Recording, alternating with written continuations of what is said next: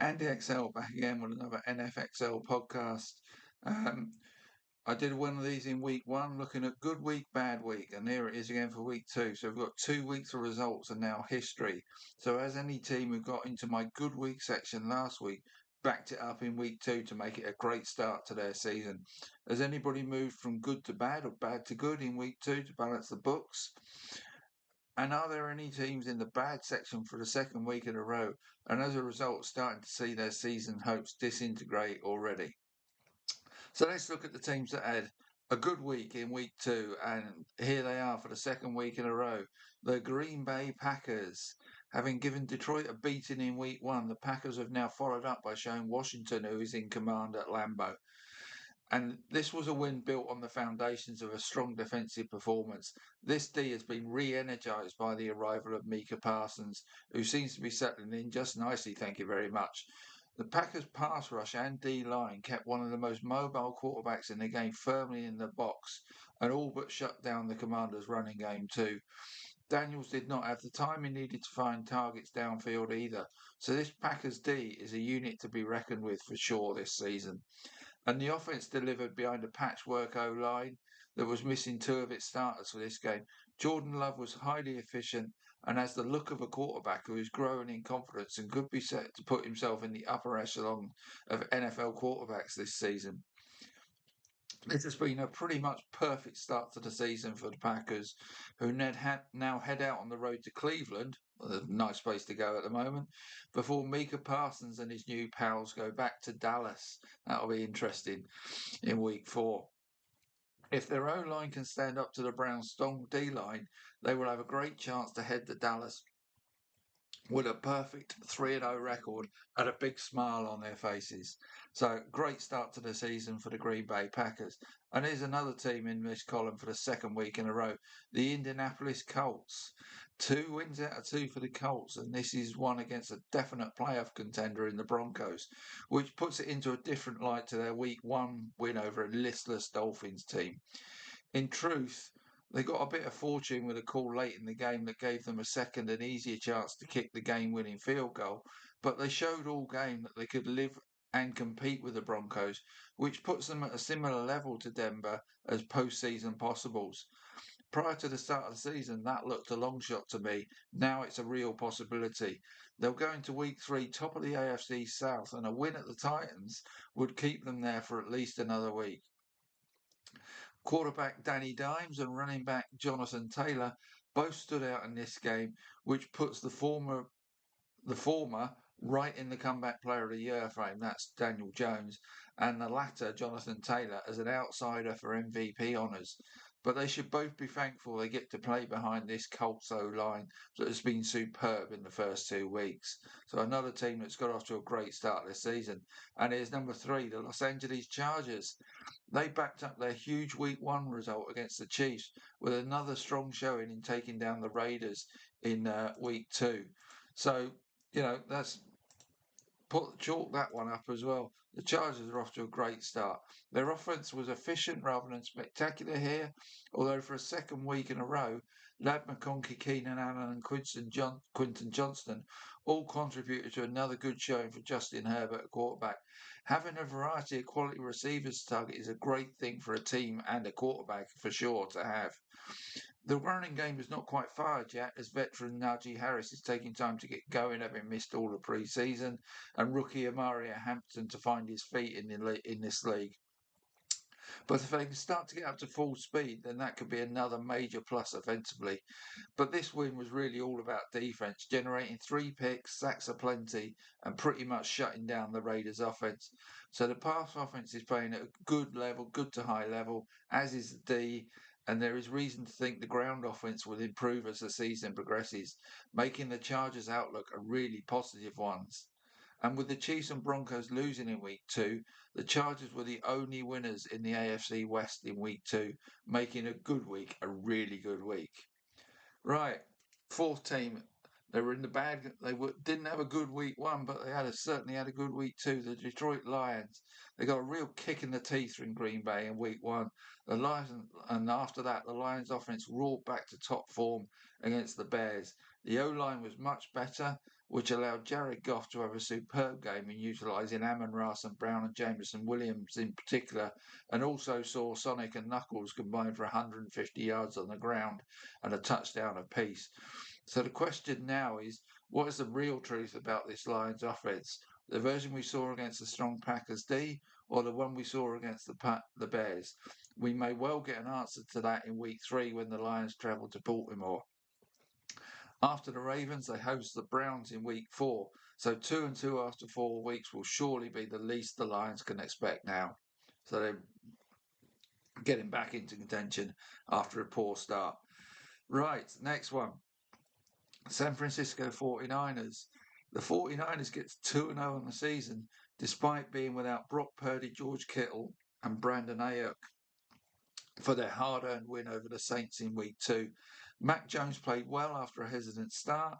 CMC did what they would have hoped from him, and Ricky Pearsall really stood up to be counted in this one as a second-year receiver. He did really well. And bonus for them is Eddie Pinheiro, who looks like Eddie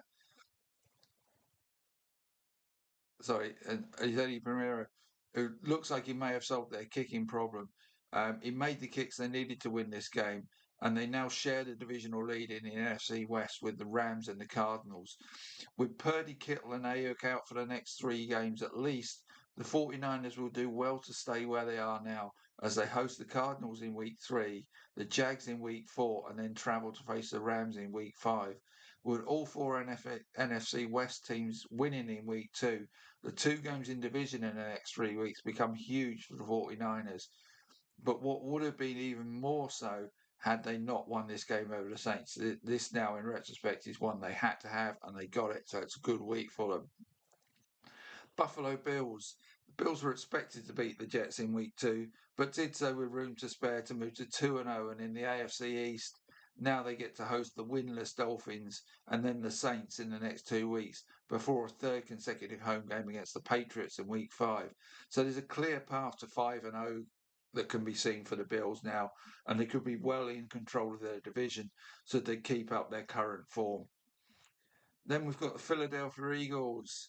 The Eagles pushed their way past the Chiefs team that were depleted at wide receiver to go to 2-0, and any win over the franchise of the decade makes it a good week. But in truth, there are reasons to worry about here for the Eagles. So it's a bit of a qualified good week for them. They barely passed for 100 yards in this game, and Saquon Barkley ground out the yards rather than in the explosive fashion he got them last season. Having struggled to overcome the Cowboys in week 1, the Eagles' early season form is a long way from the elite level they were at last season. But hey, they're still 2-0 and a game clear in the NFC East. So that makes this week 2 win a significant one that is in the books now, even though you have to think it could well have been a different story if the Chiefs had a healthy wide receiver core. The next 2 weeks at home to the Rams and on the road in Tampa will provide 2 more stern tests for the reigning champions, though. So they need to find their best form if they're going to carry on winning in that regard. So they're the good week, guys. Let's have a look at the bad week. Right. Yep, a winning team in bad week, and it's the Cincinnati Bengals. Yes, the Bengals won, but the loss for months of star quarterback Joe Burrow may render this win irrelevant in the long term. Jake Browning took over and got them over the line despite throwing 3 picks. But even if he avoided those errors, the Bengals without Burrow are surely not going to make the postseason. It looks as simple as that. The next 4 weeks see them face the Vikings, Broncos, Lions, and Packers, which was a tough slate of games even with Burrow. Without him, they'd love to go 2-2 in the next 4 weeks and get to 4-2 for the season. Anything less than that, and they're back to 3-3. And that will surely have lost their NFC North lead and also be playing catch up in the AFC wildcard race in all probability. Any team with an elite quarterback is going to struggle badly if they go down, and that way will be the case with the Bengals. But they still have one of the very best receiver cores in the game, so they may well be able to stay in the race even without Burrow. Right, 2nd week in a row making it in this, the Miami Dolphins. For all the Bengals' worries, the Dolphins would love to be them. At least they showed up in week 2, they being the Dolphins, losing at home to the Patriots to put them in a 0-2 hole. Um, with a team that looks ready to implode and with head coach who is on the hottest of hot seats right now, it's not looking great for them. So, 2 weeks in a row in this, a road trip to Buffalo on a short week in week 3 is just about the last thing they need right now. And unless they can pull off a shot win there, they will fall 3 games back of the Bills early in the campaign, and the white flag of surrender for the season will be getting readied. It's a wild thought, though, and it is just a wild thought, and it is only that. Could the Dolphins consider trading Tua to Cincy?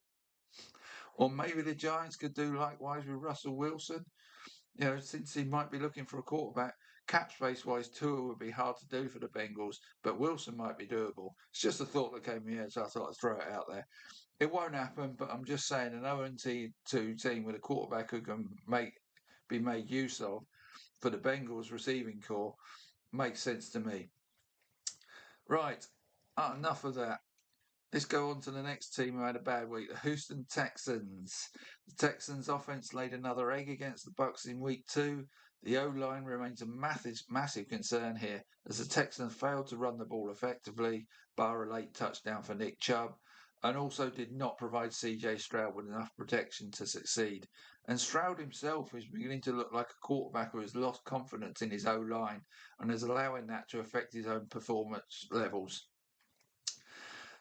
They have lost 2 narrow ones to teams who have scrapped to victories against them, and this one against the Bucs was the loss against a team with a depleted O-line, a depleted receiver corps, and who lost important players during the game. Luke Goedeke, Khalid Kansi. This was an opportunity badly missed by the Texans, and beneath the X's and O's had the look of a team with the will and desire, overcoming a team that certainly in offense lacked those qualities. The Texans are 0-2 and need to find some belief and wins to get back on track quickly, as they now have 2 in-division games ahead on the road in Jacksonville and at home to the Titans. The Jacksonville games is huge for the Texans after this loss. It's a bad week for the Texans. Kansas City Chiefs are up next. Anyway, like I say, back from that flight of fantasy to the Chiefs' world of 0-2 reality. Quick drink. Now, it has to be said that the Chiefs did really well in this game. It's just the odds were stacked against them in terms of injuries. And a crucial Travis Kelce misplay that resulted in an interception was critical at the end of this game. But 0-2 they are, last in the tough AFC West, so they've got to get back to winning ways and quickly. With Rashee Rice suspended for another 4 games, they will certainly hope to get Xavier Worthy back sooner, and the rumour is he's coming back for week 3, to give them enough at wide receivers to get back in the race for the AFC West. A week 3 game in New York against the Giants is up next for them, and has a look of a game they must win. But given their current plight, it's not one they can be super confident of getting. After that, they host the Ravens, which will be another tough one for them to win. They will do really well to get back to 2-2 after week 4, so these have to be worrying times for the Chiefs now. Right, next one up, Minnesota Vikings. Pseudo rookie quarterback J.J. McCarthy threw 2 picks in this game, but in truth, this one is not really on him in a game where the team did not play well all around. Yes, he had a bad game, and he is far from alone as the O-line failed to stand up to the Falcons' pass rush, and this offense has played just 1 good quarter across 2 games now. And when McCarthy set to miss time with a high ankle sprain, and Aaron Jones having gone down as well, the Vikings week got even worse post-game. In a field goal fest where neither team were efficient in the red zone, the Falcons pulled away courtesy of a late touchdown to add to 5 field goals, whereas all the Vikings could manage were 2 field goals. With the Packers and Lions putting up strong performances in week 2, the Vikings and McCarthy will need to get back on track. That's when McCarthy can get back on the field. They host the Burrowless Bengals in week 3. And like I say, the quarterbacks are going to be crucial there. And they're going to be under huge scrutiny as to who can make the most of their excellent receiver corps in that one. Arguably, the Vikings need to win more as the Bengals are 2-0, and a loss for Minnesota would drop them to 1-2 ahead of a difficult road game in Pittsburgh. So bad week for them. Another bad week for the New York Jets. I said the Jets' narrow loss to the Steelers in week one was not one to take much comfort from, as I saw it as a game between two teams that won't make the postseason. And with both those squads losing in week two, I take vindication in my comments on that front. The Jets never got close to the Bills and fall to 0-2 ahead of a week three trip to the Bucks. So 0-3 is staring them in the face ahead of us. Somebody has to win it game in week four as they meet the Dolphins. That week four game could see one of those two teams involved drop to 0-4 and effectively end their season before it has really started. So, final one here. Washington Commanders. The loss to the Packers is not enough to make it a really bad week for Washington, but the injury to Jaden Daniels could be unless they get positive news on that ahead of week three, and it's looking dodgy at this time. They host the Raiders in week three, a game where both teams will need to win to keep pace in their respective divisions, so that makes it a bad week for the Commanders. Brief mention for some others here. Right, just briefly checking something out, so just bear with me a second. Yeah, so others to mention, the Dallas Cowboys and the New York Giants, they played out an absolute classic in terms of entertainment, but this was about offenses exploiting ridiculous weaknesses on the other team. The Giants' O-line is still laughable, and the amount of penalties they gave up is just not funny, though. The passenless Cowboys pass D was equally inept in this one, so don't get carried away, Cowboys fans. As like the Steelers week one win over the Jets, this has the look of a false dawn. Whilst if the Giants cannot win games when Russell Wilson is majestic, then they have very little to look forward to. So, although the Cowboys won that, I actually see that as a bad week for both teams. The Atlanta Falcons bounced back from their week one loss to the Bucks, and both rookie pass rushers delivered this one. If that continues, it could transform that Falcons defense completely. So, embryonic starts of a good signs there for the Falcons.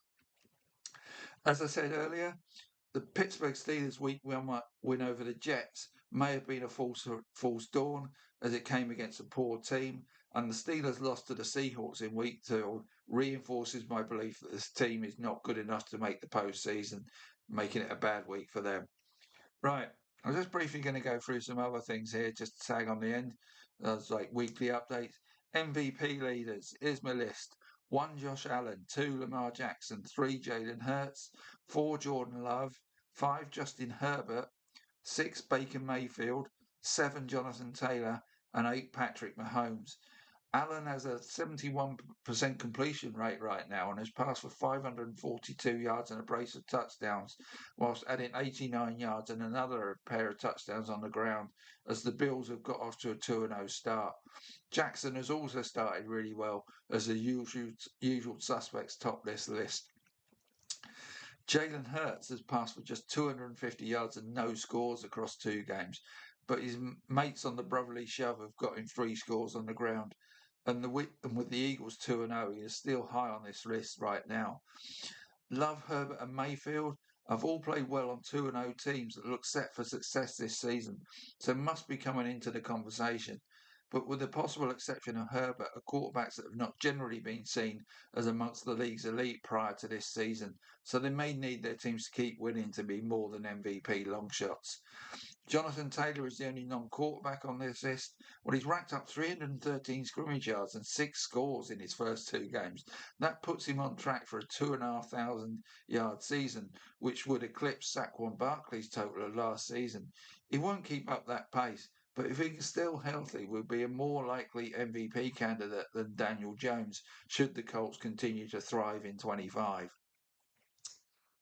Pat Mahomes is currently trying to carry the Chiefs' offense pretty much single-handed, without success right now. But should he and the Chiefs turn it around, his reputational and factual excellence of the past will put him right back in contention for this award. So that's how I see the MVP at the moment.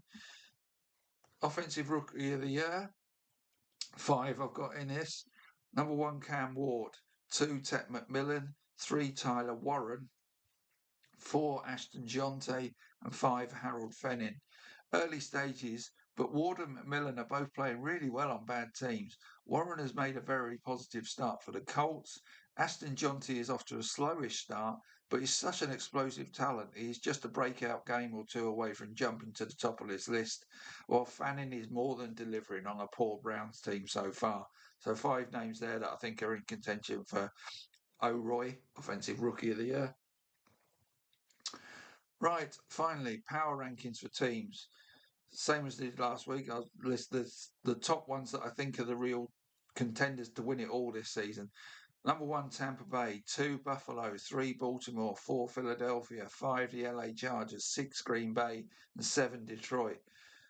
I feel like shouting, I told you so, read the Bucks and Chargers that have touted them pre-season and have also expounded how huge the Micah Parsons trade was for the Packers. I also warned you regarding the Chiefs and Texans' potential issues, which is why they're not on this list. The Bucks edged past the Texans despite playing with patched up O&D lines and with a depleted receiver core. So that win keeps them top of my list. And if and when they get the likes of Tristan Wirfs and Chris Godwin back, they still look like the best all-round team in the league to me, despite what everybody else keeps saying. Reputation lasts, but I'm seeing one thing in front of me, and that's Tampa Bay. Established top teams like Buffalo, Baltimore, and Philly all won in week 2 to maintain their positions ahead of the upstart Chargers and Packers, who really look to be building momentum earlier in this season. And Detroit got back on my top list of contenders as the offense was back to its very best in week 2. Down at the bottom, 32, down 1 place to the bottom is Cleveland. Up 1 because they did play well, Russell Wilson in particular. The New York Giants at 31, Tennessee stay at 30, Carolina stay at 29. The Jets drop 1 from 27 to 28, and Miami actually go up 1 from 28 to 27 because at least they put up a decent performance this week. The same bottom 6 as last week, as all of them are 0-2. And whilst the Giants and Dolphins, as I said, show signs of life in week 2, these 6 all look to be headed for early 2026 draft picks. Again, in a told you so sense, I called the Jets and Dolphins to finish below the Pats in the AFC East, and also that none of Aaron Rodgers, Russell Wilson, or Geno Smith would play postseason football this time around. Wilson was superb this week, but his fate is all but assured. Rodgers and the Steelers are not far from getting onto the bottom dwellers list, and Smith showed what a hit and miss quarterback he is in the first 2 weeks as the Raiders slip back in the AFC West pack. So that's my overall look at week 2. Right, see you soon.